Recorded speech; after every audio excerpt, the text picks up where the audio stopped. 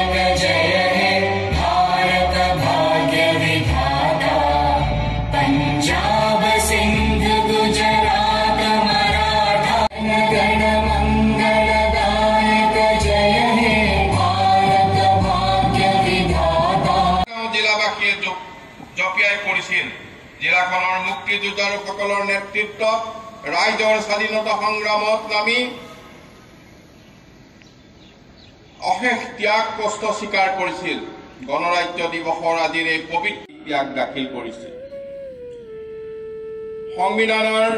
এই খচৰা প্ৰস্তুত কৰা চনৰ ২৬ নৱেম্বৰত এই সংবিধান সভাত ইয়াক অনুমোদন জনোৱা হৈছিল আৰু আজিৰ দিনটোত 1950 চনৰ ২৬ জানুৱাৰীত ভাৰতবৰ্ষৰ এই সংবিধানখন जय